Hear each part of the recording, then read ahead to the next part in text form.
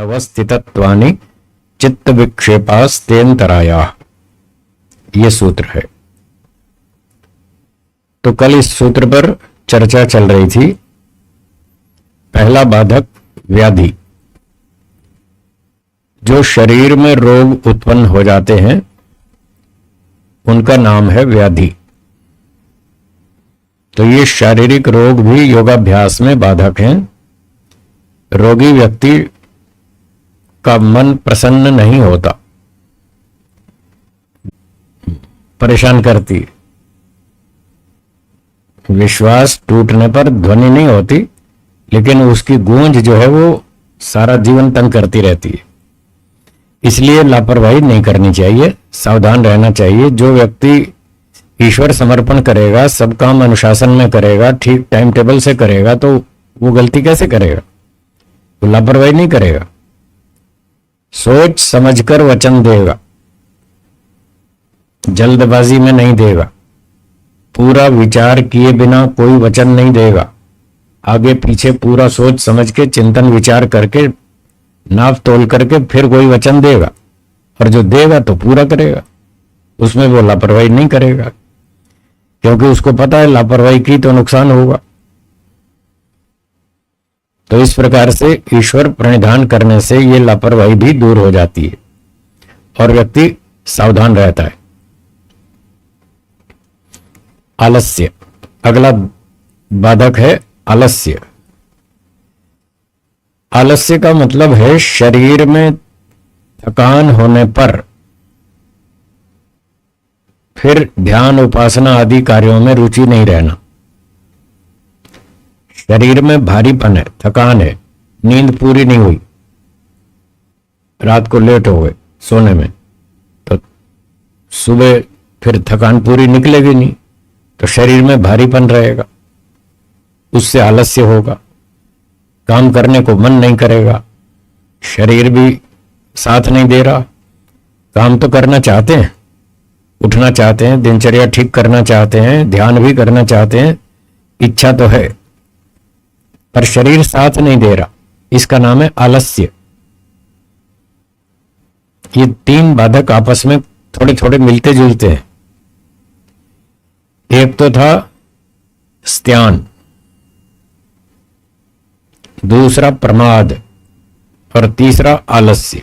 ये तीन बाधक ऐसे हैं जो आपस में काफी कुछ मिलते जुलते हैं। तीनों में अंतर है, वो अंतर सुनिए। स्त्यान में व्यक्ति को याद है कि ध्यान का समय हो चुका है। रोज शाम को 6 बजे बैठता है व्यक्ति ध्यान में। अब 6 बज चुके हैं, उसको पता है कि समय हो गया ध्यान का, फिर भी वो ध्यान करना नहीं चाहता। कोई बहाना बना करके उससे बचना चाहता है। कोई मेहमान आ गया या आने वाला है तो उसका बहाना बना लेगा कि चलो अभी तो अतिथि आने वाला है, थोड़ी उसकी तैयारी कर ले, ध्यान कल कर लेंगे, आज छोड़ देते। ऐसे वो बचना चाहता है, याद है उसको, भूला नहीं है। इस स्थिति का नाम क्या है? स्त्यान। जानबूझकर व्यक्ति काम से बचना चाहता है, करना नहीं चाहता, यह स्त्यान है। और प्रमाद में भूल जाता है, भूल ही गया, अरे आज तो मैं भूल ही गया, ध्यान करना था, दूसरे काम में उलझा रहा, याद ही नहीं रहा। स्त्यान में याद था पर काम करने की इच्छा नहीं थी, इसमें तो भूल ही गया। प्रमाद में, लापरवाही में तो भूल जाता है, जिसको भुलक्कड़ कहते हैं। और तीसरा जो आलस्य है, उसमें वो भूलता नहीं है, याद है उसको, काम करने की इच्छा भी है, पर शरीर साथ नहीं दे रहा। ये समस्या है। ये थोड़ा थोड़ा अंतर है तीनों में। वो चाहता है ध्यान करना, मैं बैठूं, और बैठ भी जाता है, अब फिर उसको नींद आती है, थकान के कारण उसको आलस्य नींद आती है, तो चाहते हुए भी वो नहीं कर पा रहा, शरीर साथ नहीं दे रहा, इसको आलस्य कहते हैं। तो इस तरह से ये तीनों बाधक हैं, तीनों में थोड़ा थोड़ा अंतर है। तो जब व्यक्ति ईश्वर प्रणिधान करेगा तो टाइम टेबल से काम करना पड़ेगा। जब टाइम टेबल से काम करेगा तो रात को टाइम पर सोना पड़ेगा, सुबह टाइम से उठेगा तो आलस्य भी नहीं आएगा, ये भी दूर हो जाएगा। लापरवाही भी नहीं करेगा, आलस्य भी नहीं करेगा और काम से बचने की बात भी नहीं सोचेगा, क्योंकि जब वो काम से बचने की बात सोचेगा तो ईश्वर उसको टाइट कर देगा। नहीं, ये गलत, जो अच्छा काम है वो करो, समय हो गया, टाइम टेबल बनाओ अपना 24 घंटे का, इतने बजे सोना, इतने बजे उठना, इतने बजे व्यायाम करना, इतने बजे ध्यान करना, पूरा टाइम टेबल बनाओ और टाइम टेबल से चलो। जब ईश्वर समर्पण करेगा तो सारा काम करना पड़ेगा, तो वो समस्या हल हो जाएगी कि वो काम से बचने की बात सोचे, ये समस्या भी उसकी हल हो जाएगी। ठीक है, तो 5 बाधक हो गए: व्याधि, स्त्यान, संशय, प्रमाद, आलस्य। छठा है अविरति। छठा क्या है? अविरति।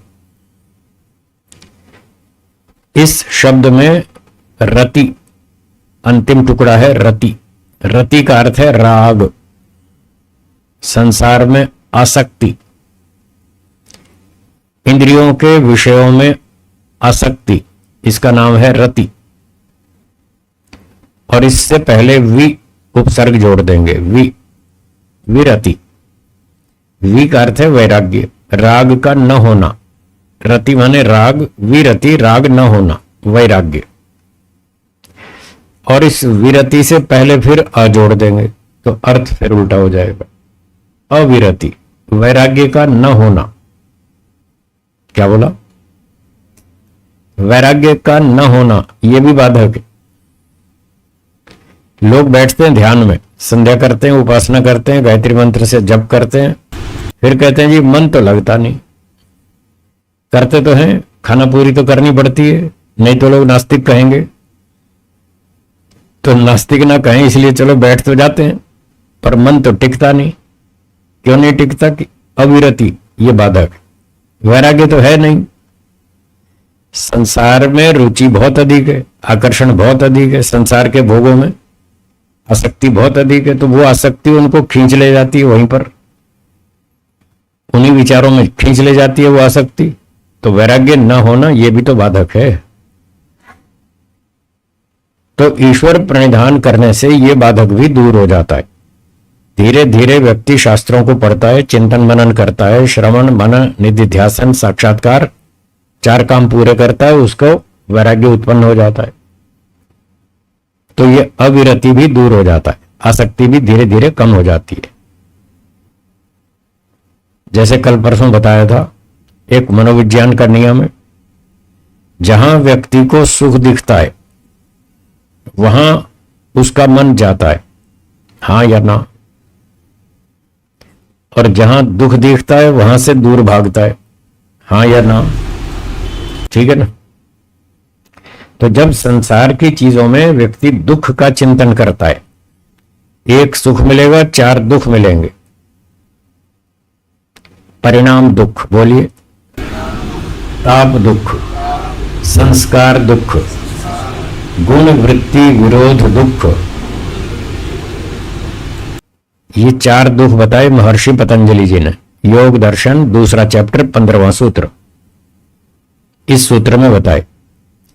वो कहते हैं यदि आप संसार की चीजों में सुख लेंगे तो आपको सुख तो मिलेगा, थोड़ी देर का सुख तो मिलेगा, पर एक सुख के पीछे 4 दुख और भोगने पड़ेंगे। ये 4 दुख भोगने पड़ेंगे। तो जब व्यक्ति संसार के सुखों में इस दुख का विचार करेगा, चिंतन करेगा, तो उसको रुचि खत्म हो जाएगी, आसक्ति खत्म हो जाएगी। ये जो अविरति है ये समस्या हल हो जाएगी और उसको वैराग्य हो जाएगा। जब संसार से वैराग्य हो जाएगा तो फिर ईश्वर में मन टिकेगा। पहले बताया था मैंने कि वैराग्य का जो सिक्का है उसकी 2 साइड्स हैं। जैसे 1 रुपए का सिक्का होता है, उसकी 2 साइड होती है ना, हेड और टेल। ऐसे इस सिक्के की भी 2 साइड है, वैराग्य के सिक्के की। एक साइड है संसार से रुचि न होना, संसार में रुचि न होना, आसक्ति न होना, संसार से छूटना, ये एक साइड है। और इस सिक्के की दूसरी साइड है ईश्वर में रुचि होना। हाँ जी बोलेंगे, पहली कौन सी बताई? न होना और ईश्वर में। तो ये दो काम पूरे होंगे तो वैराग्य कंप्लीट होता है। तो इसके लिए क्या करना? संसार में दुख देखो, इंद्रियों के विषयों में दुख देखो, तो वहां से रुचि कम हो जाएगी, आधा काम हो गया। फिर ईश्वर में सुख देखो, ईश्वर के गुणों का चिंतन करें, उसमें आपको लाभ दिखाई देगा, सुख दिखाई देगा, उधर रुचि बढ़ेगी। जब ये दो काम पूरे होंगे तब जाके मन टिकेगा, इसके बिना नहीं। तो ये काम करने से अविरति बाधक दूर हो जाता है, फिर व्यक्ति को वैराग्य हो जाता है, फिर वो उसका मन ईश्वर में टिकता है। जैसे व्यापारी का मन पैसे कमाने में टिकता है, हाँ या ना, खूब टिकता है। वहां वो शिकायत नहीं करता, साहब मेरा मन नहीं लग रहा, माल बिक रहा है, फटाफट प्रॉफिट हो रहा है, लाभ हो रहा है। तो कोई व्यापारी यूं नहीं कहता कि मेरा मन नहीं टिक रहा। क्यों लालचंद जी? जब प्रॉफिट होता हो तो टिकता है ना, खूब टिकता है, फिर खूब टिकता है मन। तो जब ईश्वर में लाभ दिखेगा तो वहां भी टिकेगा, धंधे में लाभ दिखता है वहां टिकता है, टीवी में लाभ दिखता है वहां टिकता है, 20 जगह लाभ दिखता है व्यक्ति को, उसका मन वहां टिकता है। बस एक जगह नहीं टिकता, क्योंकि वहां लाभ नहीं दिख रहा, इसलिए नहीं टिक रहा। जब वहां लाभ दिखेगा तो वहां भी मन टिकेगा। तो ईश्वर प्रणिधान से यह लाभ हुआ, ये छठा बाधक था। सातवां देखिए, भ्रांति दर्शनम, ये सातवां बाधक। तो दर्शनम का अर्थ है ज्ञानम, भ्रांति दर्शनम, भ्रांति ज्ञान होना, मिथ्या ज्ञान अर्थात अविद्या। मिथ्या ज्ञान अविद्या भी तो बाधक है, बहुत बड़ा बाधक।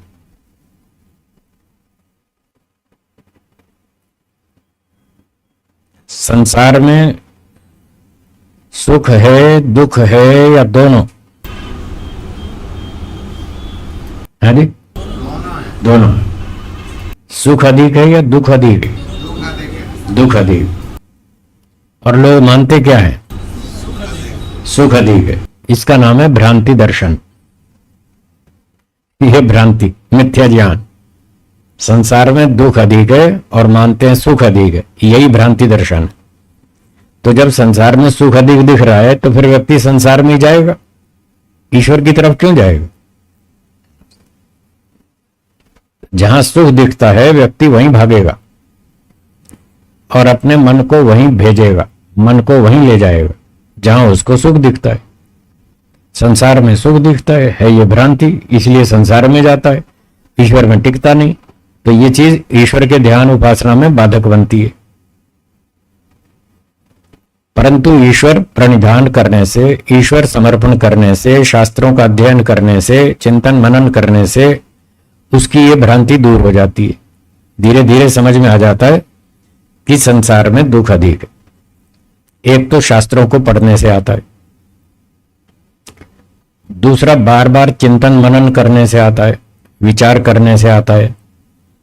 जो लोग प्रवचन सुन लेते हैं फिर विचार नहीं करते, इधर से सुना इधर से निकाल दिया, तो उनको 50 साल में भी कोई लाभ नहीं होता। सुनते रहो, 50 साल तक सुनते रहो, कुछ नहीं आएगा, कोई रिजल्ट नहीं आएगा। बस सुनते समय अच्छा लगता है, प्रवचन सुन लेंगे, बड़े खुश हो जाएंगे, कहेंगे साहब बहुत अच्छा प्रवचन, मजा आ गया। घर जाके पूछेगी पत्नी क्या सुना, तो ये पता नहीं क्या सुना, प्रवचन बहुत अच्छा था। फिर क्या सुना आपने? घर जाते जाते आधे घंटे में भूल जाता है आदमी, कुछ याद नहीं करता, दोहराता नहीं, बताता नहीं, चिंतन नहीं करता, तो फिर उससे क्या लाभ? कोई विशेष लाभ नहीं है। बस एक शौक पूरा कर लेते हैं लोग, कोई जुआ खेलने जाता है, कोई ताश खेलने जाता है, कोई चेस खेलता है, कोई कैरम बोर्ड खेलता है, कोई क्रिकेट खेलता है, कोई प्रवचन सुन लेता है। बस अपना अपना शौक है, जिसको जैसा शौक है वो अपना शौक पूरा कर रहा है, और लाभ तो कुछ खास है नहीं। तो पूरा लाभ लेना चाहिए। जो भी आप पढ़ते हैं सुनते हैं उस पर विचार करें, मनन करें, चिंतन करें, बार बार करें, तो जो मिथ्या ज्ञान अंदर बैठा है वो छूट जाएगा, वो दूर हो जाएगा, ये भ्रांति भी हट जाएगी और ये बाधक भ्रांति दर्शनम ये दूर हो जाएगा। इसलिए बार बार सुने, पढ़ें, मनन करें। ये जो संसार में सुख अधिक है ऐसा लगता है, 20-25 साल की उम्र में, जवानी में तो ऐसा ही लगता है संसार में सुख बहुत अधिक है। तो वो जो सुख अधिक लगता है ये है भ्रांति दर्शन, पर उस समय तो ठीक ही लगता है, मैं जो सोच रहा हूं वो ठीक है। फिर 20-25 साल गृहस्थी में रहने के बाद समझ में आता है कि मैं तो भ्रांति में था, सच्चाई तो अब समझ आई, 50-55 में अब समझ आई। तो ये भ्रांति कैसे दूर हुई? मार खाने से। गृहस्थी में मार खाई ना तो अक्ल आई, अर्थात प्रत्यक्ष प्रयोग करने से। पहले तो लगता था बहुत सुख है, फिर जब प्रैक्टिकल किया, शादी कर ली, बच्चे हो गए, फिर उनको पालन करना पड़ा, रोज स्कूल लेके जाओ, छोड़ के जाओ, वापस लेने जाओ, फिर उसकी स्कूल की ड्रेस लाओ, फिर ये लाओ, फिर वो लाओ, फिर बीमार हो गया उसकी चिकित्सा कराओ, फिर ये टेंशन, फिर वो टेंशन, धंधे की टेंशन, कंपटीशन की टेंशन, 20 तरह की टेंशन। फिर प्रैक्टिकल करने से समझ में आया कि यहां सुख कम और दुख अधिक है। तो इस प्रकार से भी भ्रांति दूर हो जाती है। तो संसार में जो सुख दिखता है, विषयों में जो सुख दिखता है, उसमें थोड़ा थोड़ा प्रत्यक्ष अनुभव भी करना चाहिए। 1-2 चीजों का प्रत्यक्ष कर लेना चाहिए, फिर बाकियों का अनुमान कर लेना चाहिए। हर चीज का प्रत्यक्ष करना आवश्यक नहीं है, हर वस्तु का स्वयं प्रत्यक्ष करना आवश्यक नहीं है। कुछ चीजें, 2-4 चीजें प्रत्यक्ष कर लो और बाकी चीजों का अनुमान कर लो। दुनिया इतनी लंबी है, कहां तक प्रत्यक्ष करेंगे, इतना समय भी नहीं है। ये जो कई प्रकार के प्रमाण बताए ऋषियों ने, वेदों के आधार पर जो कई प्रकार के प्रमाण बताए, वो इसीलिए बताए कि हर चीज का प्रत्यक्ष करना आवश्यक नहीं है और संभव भी नहीं।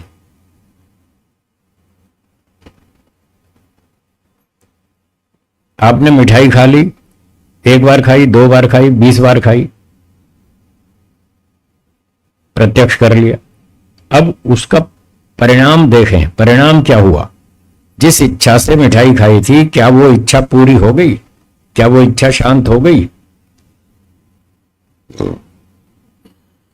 हाँ जी, क्या परिणाम निकला? इच्छा शांत हो गई? नहीं हुई ना। तो ये जो परिणाम आया, इस पर ध्यान देना है, इस पर, इसको पकड़ना है, पकड़ के रखना है इसको, कि पिछली बार मिठाई खाई थी, जम के खाई, पूरा पेट भर के खाई, ज्यादा खाई, तो भी इच्छा पूरी नहीं हुई। तो ये जो प्रयोग किया, एक्सपेरिमेंट किया, उसका जो रिजल्ट आया उसको पकड़ो। फिर थोड़े दिनों में आप उस बात को फिर भूल जाएंगे। जिस दिन मिठाई खाई उस दिन तो रिजल्ट आया कि खूब खाई जम के, फिर भी तृप्ति नहीं हुई। 15 दिन में भूल जाएंगे, फिर इच्छा होगी मिठाई खाने की। चलो भाई, दोबारा एक्सपेरिमेंट करो, फिर खाओ, फिर जम के खाओ, फिर रिजल्ट देखो क्या हुआ। क्या इच्छा शांत हो गई? नहीं हुई। तो अब ये फिर याद आ गया कि हाँ, पिछली बार भी ऐसा ही हुआ था कि इच्छा तो शांत हुई नहीं थी। अब दोबारा फिर हमने प्रयोग कर लिया, फिर भी शांत नहीं हुई।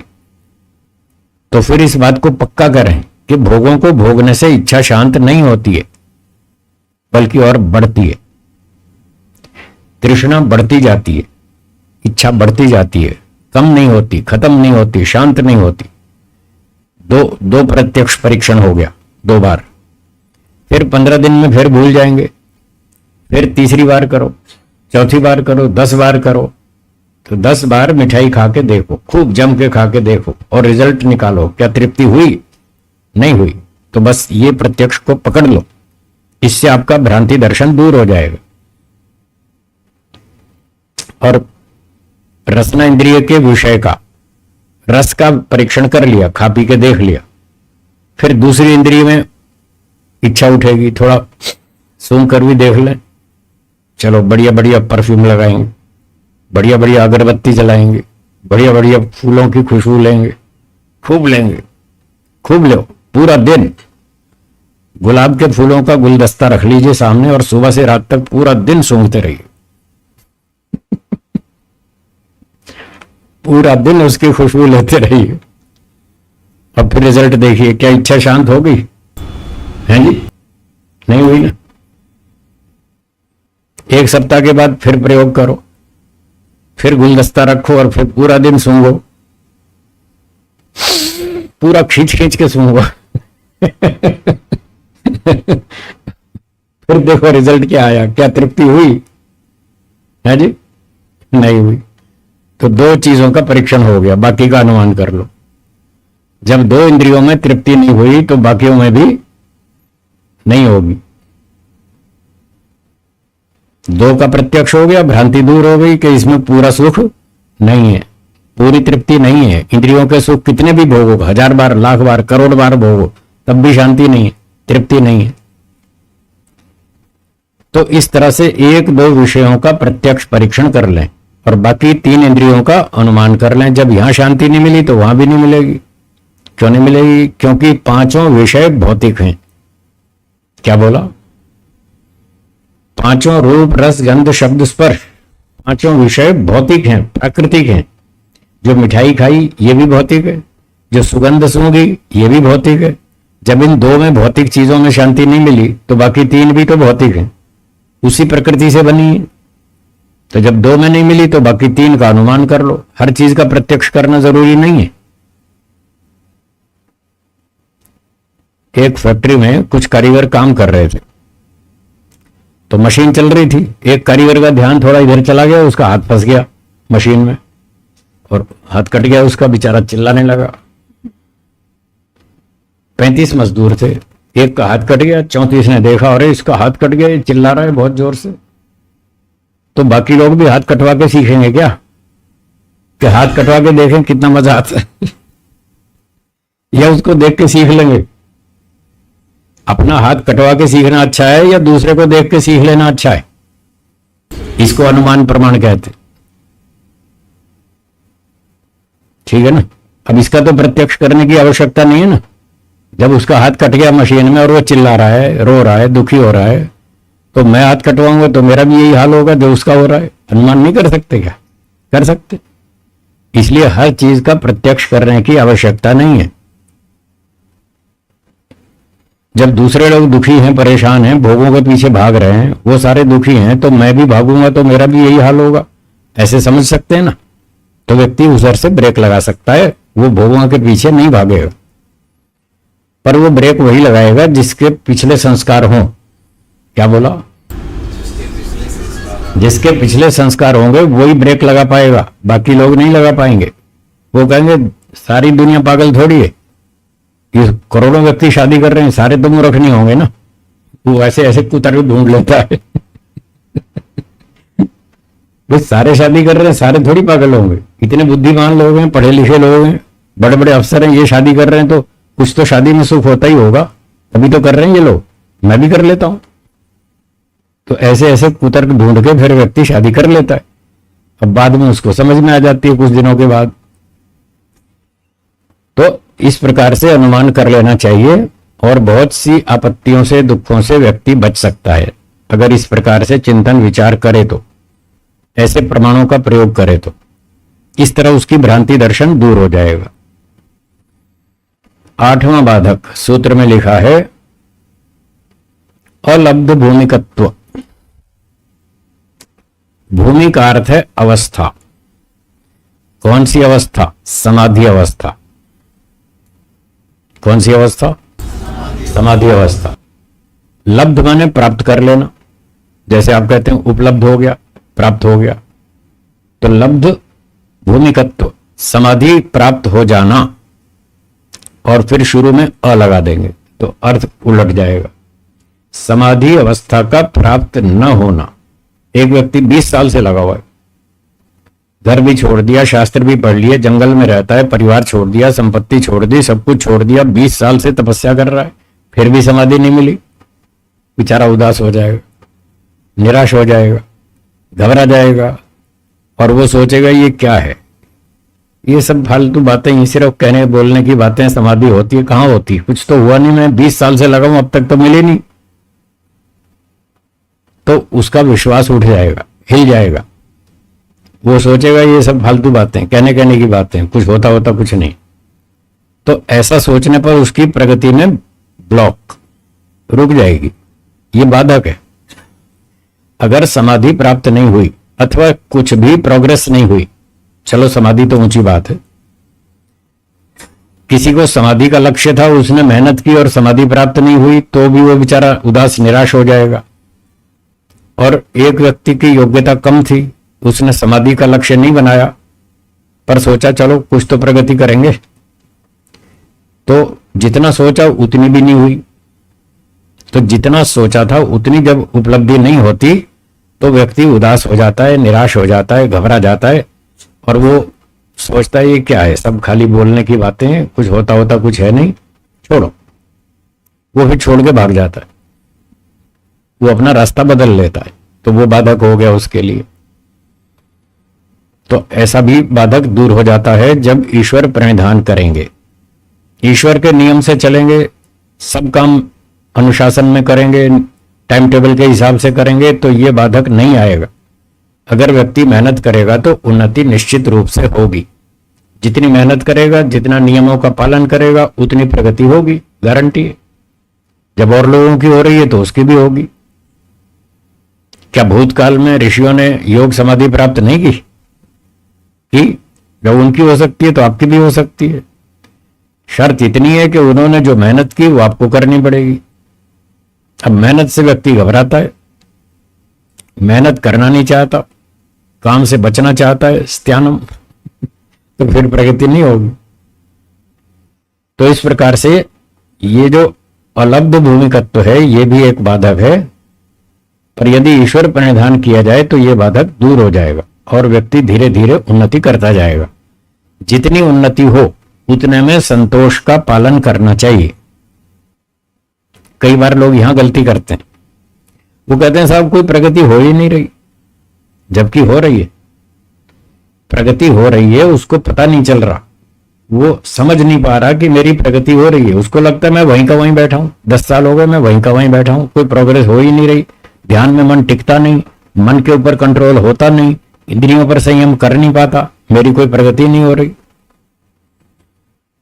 तो ऐसा नहीं सोचना चाहिए। ये वही बाधक है, भ्रांति दर्शनम। प्रगति हो रही है और वो स्वीकार नहीं कर रहा, समझ नहीं पा रहा, तो ये सारे बाधक हैं। कहीं कोई बाधक, कहीं कोई बाधक। इन सब बाधकों को पहचानना है और इनको दूर करना है। जो व्यक्ति ईमानदारी से, बुद्धिमत्ता से पुरुषार्थ करता है उसकी प्रगति निश्चित रूप से होती है। और अगर ऐसा लगता हो कि मेरी 5 साल हो गए, 10 साल हो गए, कोई खास प्रगति हुई नहीं या हुई नहीं, ऐसा मानने लग जाए, तो उसको इस तरह से परीक्षण करना चाहिए। 10 वर्ष पहले जो मेरा स्तर था उसको याद करें। 10 वर्ष पहले मेरा क्या स्तर था और आज मेरा क्या स्तर है। 10 साल पहले की स्थिति से और आज की स्थिति की तुलना करें, आपको समझ में आएगा कि हां प्रगति हुई है। आ जाएगा ना समझ में? हाँ, आप अपना अपना अपना हिसाब देख लो। 10 साल पहले आप कहां खड़े थे और आज कहां खड़े हैं, दोनों में अंतर समझ में आ जाएगा। अगर अंतर दिखता है तो मतलब प्रगति हुई है। तो इस तरह से सोचना चाहिए, भ्रांति से बचना चाहिए। यह था 8वां बाधक, अलब्ध भूमिकत्व। और आगे 9वां बाधक है अनवस्थितत्व। अनवस्थितत्व, अवस्थित रहना, उस चीज को जो प्राप्त हुई थी उस अवस्था में स्थिर रहना, यह है अवस्थितत्व, स्थिर रहना। और अन्न लगाने से अर्थ उलट जाएगा। जो चीज हाथ में आई थी वो छूट गई, अब दोबारा हाथ में नहीं आ रही। अनवस्थितत्व, वो छूट गई स्थिति, इसका नाम है अनवस्थितत्व। ये भी बाधक है। कई बार लोग कहते हैं जी 10 साल पहले मेरा ध्यान बहुत अच्छा लगा, एक दिन तो बहुत मजा आया, इतना मजा आया मैं 2 घंटे तक बैठा ही रहा, बस ऐसे ही आंख बंद करके बैठा रहा। कब 2 घंटा बीत गया पता ही नहीं चला, इतना अच्छा लगा, इतना आनंद आया, 10 साल हो गए। फिर तब से लेकर आज तक वो स्थिति दोबारा नहीं आई। ऐसा बहुत से लोग बोलते हैं ना, बहुत सारे लोगों को ऐसा होता है। तो ये वो बाधक है, स्थिति हाथ में आई और छूट गई। अब छूट गई तो फिर व्यक्ति का उत्साह टूट गया, अब क्या करूं, मैं बहुत कोशिश करता हूं फिर भी वो स्थिति हाथ में नहीं आ रही। ऐसे व्यक्ति सोच सोच के फिर ढीला पड़ जाता है। तो ढीले नहीं पड़ना, फिर से ईश्वर की स्तुति प्रार्थना करें। जिस रास्ते से आप गए थे उस रास्ते को याद करें, आप वापस दोबारा पहुंच जाएंगे वहीं पर जहां तक पहुंचे थे। जिस रास्ते से गए थे, जैसे जैसे गए थे उसको याद करें और दोबारा वैसे वैसे वैसे चलें तो आप दोबारा पहुंच जाएंगे वहां। तो कैसे गए थे? तब आपने संसार में दुख देखा था। क्या देखा था? दुख देखा था। फिर उससे आपको वैराग्य हुआ था। उस वैराग्य से फिर आपने ईश्वर का चिंतन किया, ईश्वर में आपको सुख दिखाई दिया, तो ईश्वर में रुचि बनी थी। फिर आपने उधर मेहनत की, ध्यान में मन लगाया, संसार से मन हटाया, ध्यान में मन लगाया, ईश्वर में मन लगाया, तो आपकी प्रगति हो गई। फिर क्या हुआ? फिर क्या हुआ? वो ईश्वर का ध्यान छूट गया, अगले दिन फिर कुछ गड़बड़ हो गई, किसी से झगड़ा हो गया, वो सारा स्तर डाउन हो गया। फिर वही राग द्वेष उभर गया, फिर मारपीट और द्वेष और लड़ाई झगड़ा और बदला लेने की भावना जाग गई, उसके कारण वापस नीचे आ गए।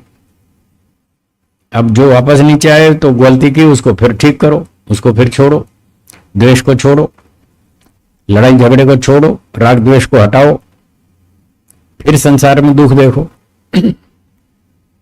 तो जिस रास्ते से पहले गए थे वही रास्ता फिर से अपनाओ और वापस वहीं पहुंच जाएंगे। तो ये जो बाधक बीच में आ गए, राग द्वेष लड़ाई झगड़ा अभिमान आदि, इनको छोड़ दो और फिर ईश्वर का चिंतन करो, फिर ईश्वर में रुचि बढ़ेगी और धीरे धीरे आप प्रगति करके वापस वहां पहुंच जाएंगे। तो ईश्वर के आदेश का पालन करने से, ईश्वर प्रणिधान करने से ये सारे बाधक दूर हो जाते हैं।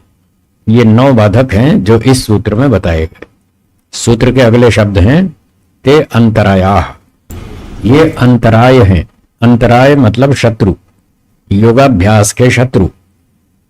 व्यक्ति के अंदर यही बाधक हैं, वो अपने ही बाधकों से रुका हुआ है, अपनी प्रगति को उसने स्वयं रोक रखा है।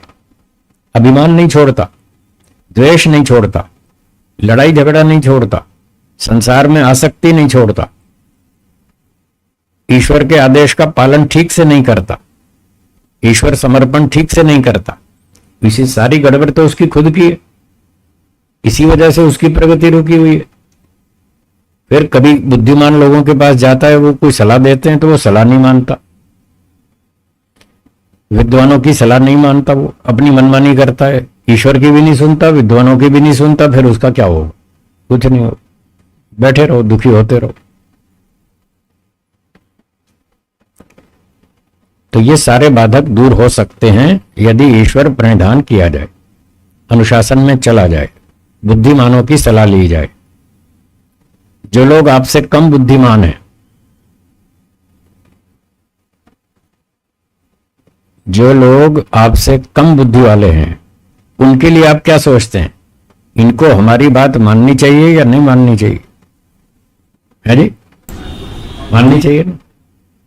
तो कम बुद्धि वाले के लिए तो आप ये सोचते हैं इनको मेरी बात माननी चाहिए, और आप जो ऊंची बुद्धि वाले के सामने आप भी तो कम बुद्धि वाले, वहां नहीं मैं सोचते कि मुझे इसकी बात मान लेनी चाहिए।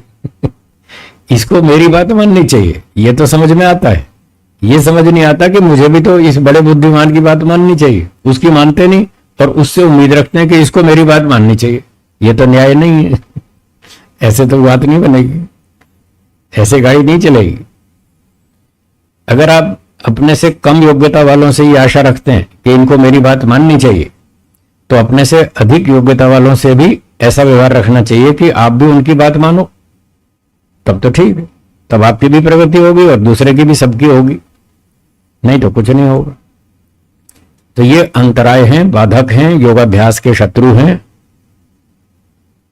चित्त विक्षेपा, सूत्र में आगे शब्द है ते अंतराया चित्त विक्षेपा, ये चित्त के विक्षेप हैं, चित्त की स्थिति को बिगाड़ने वाले हैं, मन की एकाग्रता को भंग करते हैं, उसको स्थिति को खराब कर देते हैं और फिर व्यक्ति का मन ईश्वर में नहीं टिकता। एक एक समस्या का समाधान आपको ढूंढना पड़ेगा। रूप, रस, गंध, शब्द, स्पर्श, ये 5 विषय हैं जो संसार में व्यक्ति को आकर्षित करते हैं। आपको इनका सबका ऑपरेशन करना पड़ेगा। एक एक प्रश्न उठेगा, उसका जवाब ढूंढना पड़ेगा। तर्कपूर्ण होना चाहिए, प्रामाणिक होना चाहिए, संतुष्टिकारक होना चाहिए, ऐसा उत्तर ढूंढना पड़ेगा। जब आप इन सारे प्रश्नों के उत्तर ढूंढ लेंगे तब कोई चीज आपको आकर्षित नहीं कर पाएगी। जैसे पहले उदाहरण दिया था, जहरीली मिठाई आपको आकर्षित करती है? हाँ जी, क्यों? उसमें समझ में आ गया ना, मार देगी ये मार देगी, खतरनाक चीज है, इससे दूर रहो। तो जैसे जहरीली मिठाई समझ में आ गई, उससे आप दूर रहते हैं, वो आकर्षित नहीं करती, ऐसे ही संसार के 5 विषय ये सब जहरीली मिठाई है। उसी एंगल से देखो, ये सब जहरीली मिठाई है, जिसको हाथ लगाए वो मार देगी, वो जिसको भी पकड़ेंगे वो मार देगी हमको। ऐसे जब दिखेगा तो आप कहीं भी नहीं फंसने वाले, वहां से आपको वैराग्य हो जाएगा और फिर ईश्वर में चिंतन करें, ईश्वर के गुणों का चिंतन करें, तब ईश्वर में मन टिकेगा, बढ़िया टिकेगा, खूब टिकेगा।